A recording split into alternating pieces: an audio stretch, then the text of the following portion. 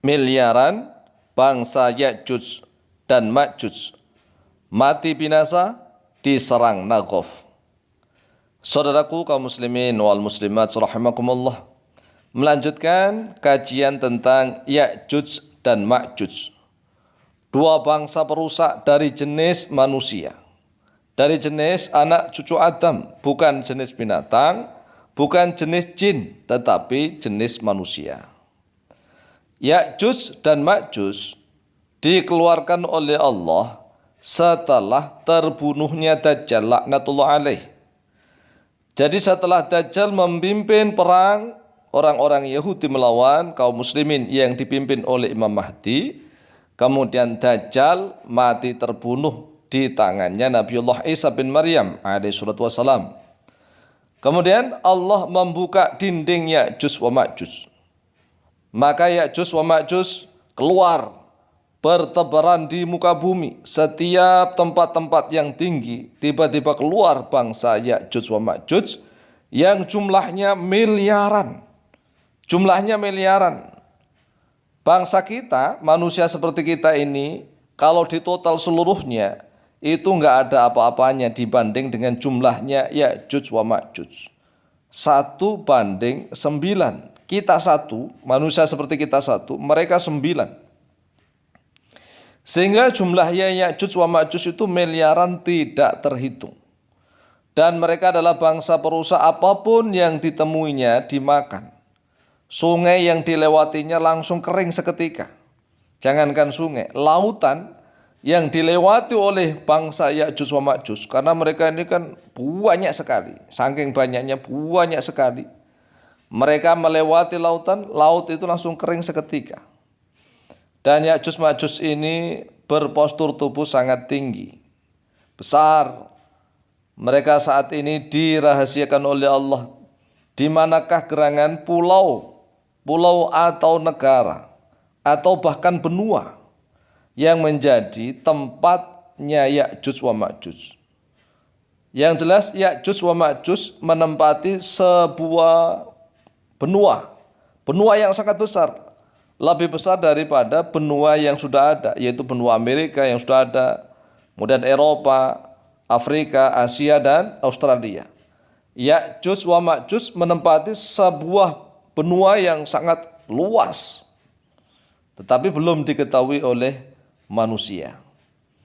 Ini adalah salah satu dari rahasianya Allah Subhanahu wa Ta'ala, yang mana kisahnya sudah diabadikan oleh Allah di dalam surat Al-Kahfi tentang Dzulqarnain, yang mana Dzulqarnain diminta oleh suatu kaum yang hampir saja tidak memahami pembicaraan bahasa manusia. Tetapi Dzulqarnain karena diberikan kelebihan oleh Allah, maka Dzulqarnain paham bahasa mereka. Akhirnya terjadilah dialog, dan Dzulqarnain menyanggupi untuk membuatkan dinding pemisah yang memisahkan antara kaum itu dengan Ya'juj wa Ma'juj.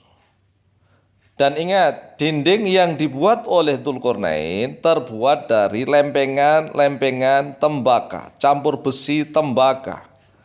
Bukan terbuat dari batu biasa, bukan. Apalagi bata merah, apalagi cuma tanah liat, bukan.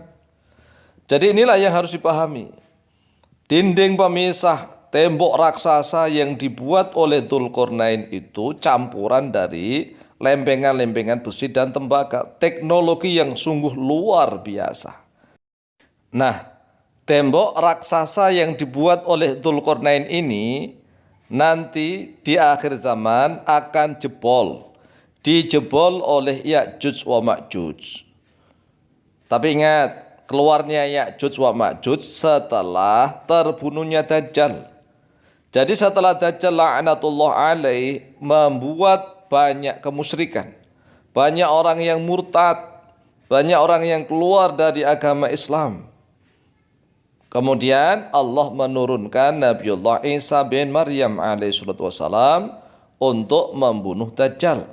Setelah Dajjal terbunuh, maka Allah membuka dinding Ya'juj wa Ma'juj menjadi jebol berantakan. Kisahnya bisa kita baca di dalam kitab Tafsir At-Tabari, Jami'ul Bayan fi Ta'wil Quran, juz yang ke-9 halaman ke-83.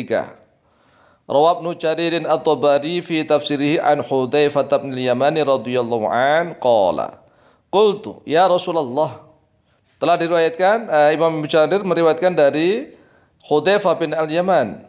Beliau berkata, saya bertanya kepada Rasulullah, wahai Rasulullah, wa ma Ya'juj wa Ma'juj, apa itu Ya'juj wa Ma'juj? Qala Ya'juj wa Ma'juj umamun kullu ummatin arba'umi'ati alfin. Ya'juj dan Ma'juj itu adalah umat-umat. Kullu ummatin arba'umi'ati alfin, setiap umat terdiri dari 400.000. Dan umatnya banyak sekali. La yamutu ar-rajulu minhum hatta yara alfa ainin tatrufu baini yadayhi min sulbihi. Dan satu orang dari golongan Ya'juj Ma'juj, satu orang tidak akan mati sehingga dia bisa melihat turunannya, anak turunnya berjumlah 1.000 yang keluar dari sulbinya itu. Wahum bermula mereka walatu Adam, yaitu anak cucu Adam. Jadi Ya'juj Ma'juj sekali lagi anak cucu Adam, bukan binatang, bukan jin, bukan, tapi waladu Adam. Fayasiruna ila kharabi dunya, lalu berjalan mengelilingi dunia oleh mereka untuk menghancurkan dunia. Kemudian kita baca intinya saja, bahwa intinya adalah Nabiullah Isa dan Imam Mahdi tatkala itu tidak mampu memerangi Ya'juj wa Ma'juj karena jumlahnya yang terlalu banyak. Sehingga Imam Mahdi dan Nabiullah Isa diberikan wahyu oleh Allah untuk membawa kaum muslimin agar bersembunyi di gua-gua.